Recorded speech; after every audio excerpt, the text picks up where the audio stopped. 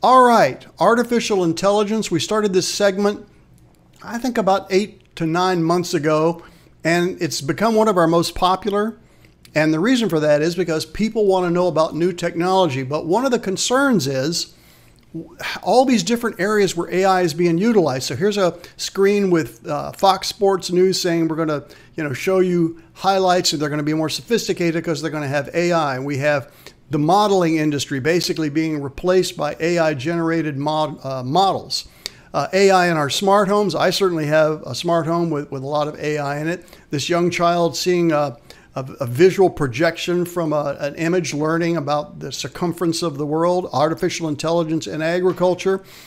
And I even put this article here about Microsoft exiting the board at OpenAI. So there's already a lot of jostling at the top of the feed chain here of the trillion-dollar companies. So it is absolutely an exploding industry. And guess what? There are more than just the good guys that know about this. The bad guys know too. And many of you have said, what are we doing to protect ourselves in this age where the internet was already scary? All right. But with these cyber attacks, you can go to the FBI site. I have a picture of that on the screen here, and they have a whole category on cyber crime. Here's the major cases, how you can protect yourself. Well, that wasn't enough for me to share this with you. I wanted to bring on an expert. The person that I have wanted to bring on is so busy doing what he's doing. I'm so honored that he made time for us tonight. And here he is. John Fatten is a solutions engineer with SentinelOne, one of the premier companies in the cybersecurity industry with more than 2 decades of experience in corporate security. He focuses on providing technologies that best meet the latest challenges presented by global threat actors. So today's landscape, obviously ever changing. We've talked about this. There's just a whole lot that we need to do to prepare ourselves for what is up ahead. And joining me now from his Chicago office, John Fatten from SentinelOne. John, thank you for being here with us at CB3 Live. We appreciate it. Thanks for having me, Charlie. Appreciate being here. Awesome. Awesome. Well, just tell us a little bit about your background, how you got started in this. Did you have an interest in technology, or did you have an interest in security? Which one led for you, or neither? Yeah, it was a strange start for me, but I got where I'm at now. Actually, I started out in finance, accounting, and I had a brief 5-year career in that before I said adios to that. I didn't want to deal with numbers. I wanted to deal with people and other things. So, part of that is I really needed to be around other challenges in that regard. So I actually spent about 9 years in host-based forensics. So if you think of various crime shows that are out there, like, I don't know, CIS, investigators walking FBI, out of home. Yeah, they all walk out of the house, right? And they've got a laptop. Used to be a much bigger laptop. Now they're smaller. Underneath their arm and all that. So I supported organizations, or I should say solution providers, that provided technology to law enforcement as well as corporate entities. So that was my deal. I got to travel quite a bit, got to meet a lot of high-level law enforcement agencies in Turkey, Australia, you name it, all over the place. So wow. And then, so international client base, because you said some things that kind of triggered even further questions, and we knew this would happen. So international client base, but you have corporate clients, and of course, we didn't really talk about the difference between that and the needs of law enforcement. I mean, that's a pretty big. It's a different world. I mean, corporate obviously it doesn't necessarily end up in a courtroom as law enforcement always will or typically will. But the fact is there's tools for that, for them to gather evidence and then to secure that evidence so that it is what they say forensically sound, so that it meets specific tests so that it can be adjudicated properly. And then after that, I really worked for a number of different solution providers in that space. So that included RSA, Cisco, really on the cloud security side. Sure. And I worked with a couple different endpoint, we call them endpoint vendors. Think about AV or antivirus. We used to call that, there were so many of them, it was like a fight in a phone booth. The McAfees and Bit Defenders of the world, that kind of Yes, thing. and that's really consolidated now. There's only really a handful left, and that's because of evolution, right? You've got what once was signature-based technology to solve for any type of known Trojan or other types of malware out there. Sure. Required a signature. You find the signature, you distribute the signature on a weekly basis. It was kind of a whack-a-mole game, and then that's kind of given by the wayside, right? You're the almost attackers always get better. on defense in that regard. You are, and the attackers get faster, and so it's a cat and mouse game, and it was really kind of it needed better evolution. And so what has evolved in sort of this next generation AV, if you want to call it that, is really an introduction into, a leveraging of artificial intelligence around that. And that would include things like machine learning, neural networks in that case. And I'll get into some other things that we're doing today in a little bit. But that's kind of where that evolution has happened. So when you started, there was no AI, and cybersecurity meant something very different. It was probably just called corporate security because the whole cyber came in with the internet and technology and all that. So how do you sustain this interest? I would think it'd be very compelling, but we'd like to hear, how it drives you.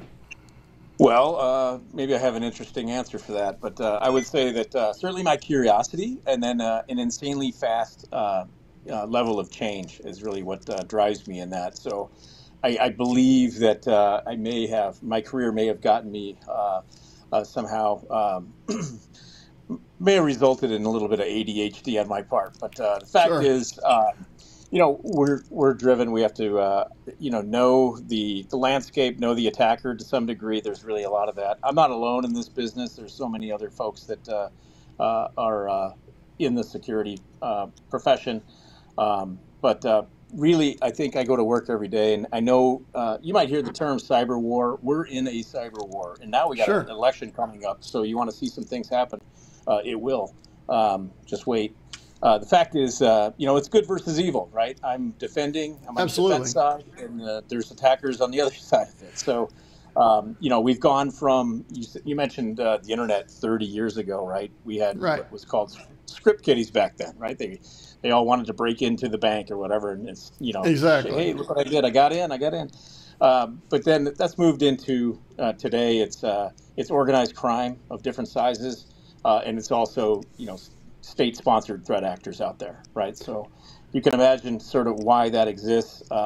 These individuals or organizations are in the known countries that you would expect, right? They're never going to be prosecuted because, in those countries, law enforcement really doesn't care if there's an organized group that's or they're hostile to the United States, right? And they're happy to see someone take us down. Or just take money from us, right? So it's a very lucrative type of function. And if you think about it, we have an organization, we got office buildings. Some of these state-sponsored organizations do the same thing, right? Some of them are almost like corporations, right? The larger organized crime attack families. And so those threat actors, they evolve as well. And, when they extract money from a victim, that money goes into their R&D. So it's like a software company, if you want to think about it that way. Wow. I hadn't even thought about that. What about like a utility company? I mean, that's another potential client, right? Commonwealth Edison or Duke Energy or somebody like that. We have this fear that we read about in the media that, one day the water's not going to come on because the system's been hacked. Is that a real possibility? Yeah, there's a lot of regulations around those organizations, what they must do, the controls they have to put in place, those types of things. But they are a major target, right? Any critical infrastructure, healthcare, right? Or any place. Think about healthcare, right? Why would healthcare be a target for threat actors? The reason is because it's critical care. They're busy. They have to serve their patients, and if there's any downtime, they're likely to pay whatever's being extracted from them, right? Whatever's being asked. So Right. they want to get back on their feet as fast as possible. Ransomware Education. we read about. Yeah. Yes. Yeah, absolutely. So those are some of the industries that I think are hit quite often, but there's no one is immune to it, quite frankly.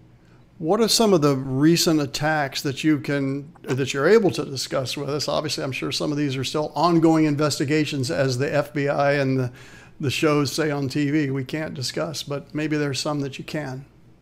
Yeah, I would say that I'm going to share with an example here, a very recent example that you can all read about. It's actually amazing to me, and it's right down the street here in Hoffman Estates, Illinois. That's where it came from. But I'll tell you, if you had any difficulty buying a car in the last 2 or 3 weeks, or heard about any issues, there was about, in fact, it's still not completely resolved yet, but there's a company called CDK, and their job, or what they do, their core competency is really building, um, I call it transactional documentation for the auto dealership industry, right? Sure. Which only represents about 2% of GDP, by the way. So when you take that down or impact that for 2 to 3 weeks, that has a major impact, right? They had 15,000 auto dealerships impacted by this Oh my threat. gosh. So CDK, look it up. It's widely known out there. There was a small Russian group. I wouldn't say not too small, but they came from a variety of other Russian attack threat actors. It's called Black Suit Gang. So they all have a different name and they do things. But in this particular case, they locked files. They got in pretty easily, I believe, and then essentially they demanded tens of millions of dollars in ransom. I don't know what they got. I know CDK paid something, but I don't know what that was negotiated to. But that's just the top of the iceberg. So when we if you see think of these it, shows, this stuff really happens, is what you're telling us. every day, you can read it all the time, right? So how does a company protect itself? And I know that you're at the corporate level, John, and as you said, legal entities and law enforcement. But for us as consumers, you always hear change your password, use a lot of gobbledygook in the string, use 2FA.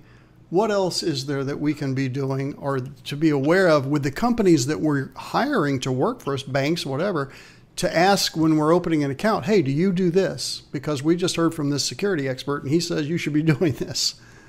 Yeah, absolutely. I think passwords have to go away, quite frankly. But organizations themselves, they deploy. If you look at larger organizations, they already have, a deep bench, typically a deep bench of security professionals. Although they're rare to get, hard to find, and fill Sure.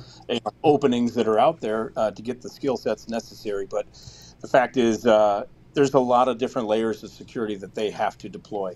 I think financial services organizations are pretty well, very mature, I guess, in that regard. They're a top level Not target because that's where the not money is, obviously. not immune, but again, they have to watch that constantly. So it's consistent vigilance on that, and then like I say, there's a lot of resources in this industry where you have to understand who the threat actors and evolving technologies, how do we defend against that. It's layered security, and that means a lot of different things on the network side, as well as protecting we call it endpoints, but there's been a big evolution from computing on servers and clients to really the cloud, right? Everything's transitioned to the cloud today. So, Yeah. you have a lot of development that's done there. Sometimes security is overlooked, and so that's a new target for some of the threat actors. And so, it's a constant battle. If you guys have a question for John, go ahead and type it in the chat box because there's about a 30-second delay. So everyone wants to know more about AI and how to protect themselves, et cetera. I've wondered why we aren't, we have the visual retina scanning on our phones. Why do we need passwords if we have retina scanning and then another form of 2FA, which, these little authenticator apps, et cetera? I mean, again, I know this probably isn't an area that you deal with because you're dealing with corporate security, but as opposed to individual. But that seems really obvious. Shouldn't we all be using 2FA and all? Yeah, I can't access any resources within my company's network without providing two-factor authentication, right? So that means And one of them's Retina, right? Or fingerprint, Sure. absolutely. So it's either biometric or it's a separate application that's doing verification on top of my password. Yeah. Okay. Well, this is a lot of great material. Anybody got any questions? Type them in. Where do you see things going 5 years from now? I mean, how will AI affect your industry? And frankly, how will it affect the bad guys? They have to be just the gap between the technology being introduced, the good guys using it, and the bad guys discovering it and using it against the good guys. Isn't that timeline narrowing as there are probably a lot more people entering the... I think it is. Yeah, the bad guys. I think we can demonstrate that we've been very effective at adding AI models to do prevention on specific assets within an organization. And so some of that is AI driven. It needs to be AI driven because you can't, back in the signature days when people were doing those types of defenses, there's no way you can react quick enough, right? The attacks are coming way too fast. So you have to use an AI model to be able to prevent that. Those are available today. Secondly, it's really more along the lines of generative AI. How's that going to work in environments? So now, we've introduced a generative AI model or application within our customer base that allows our customers to essentially search for any threats within their environment by simply asking almost like a generative AI question. So any natural language question, it funnels out and grabs whatever it can, brings it back, and provides more information and more conversationally to help drive an investigation. So it actually up levels the investigators that are out there. So a new level 1 analyst can be very effective at looking at things that might be dwelling in an environment. So, and I'll finish with this one, but most of us in the retail world that are in small business are getting tons of emails every day. And the phishing, PHISH, right? We all know what that is. Yep. It seems that if we could install some sort of AI attachment to our client, not even on the server side, because we can't control the server side that's being pushed to us, but when we pull from the server to get email, and you guys, it's a little techie, but it's important. What can we do to have more of those just get removed from our inbox so we never have to sit there and make a decision on them? Because I'm really, really careful, but I came close this week. No, that's got to be good. And of course, you right click on the URL and no, that's not from the company. And the little lock was even on there. I mean, these bad guys are starting to use secured servers, right? I mean, this has got to make your job tougher. Right. You definitely have the awareness, right? So that's number one. We got to be aware of education, phishing attacks. Those attachments, they lead to harm. There's ways to deal with that today, though. You still have to be vigilant on what you're clicking on. But with some of the protections in place, if you have those working for you, and there's I would say Defender might be an inexpensive first start in that. Some of the older AV solutions, I would throw them right out because I don't think they're going to help you in a whole bunch. We moved everything in our office to Bitdefender. I think it's especially good compared to some of the older ones, as you're saying. Yeah, that's really more SMB related for sure. And there are tools out there. Everything's got to fit within a budget as well, right? So. I know you guys are a corporate supplier, but if many of our clients on the phone want to learn more about AI, I think I've seen some white papers on your site or some PDFs. I mean, they can find you guys at SentinelOne, right? Ticker symbol S if you want to follow them. But do you have some general educational PDFs out there they could download and look at, or? Yeah, it'll make your head spin a little bit. That's what I figured. There's a lot of things out there. There's videos that probably explain a lot of things.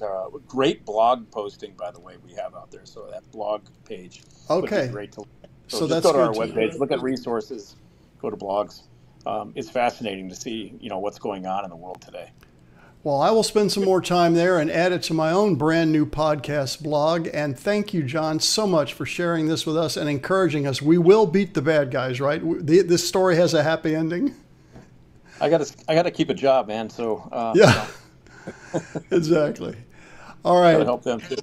Thank you. Let me All right, see. thank Did you. I miss anything? Office writing scenarios? Yes, I get it. Okay. Steve, thanks for those comments, guys. Hope you enjoyed it. We will see you next time as this field continues to evolve, John. Take care. Great. God Thanks, Charles. bless.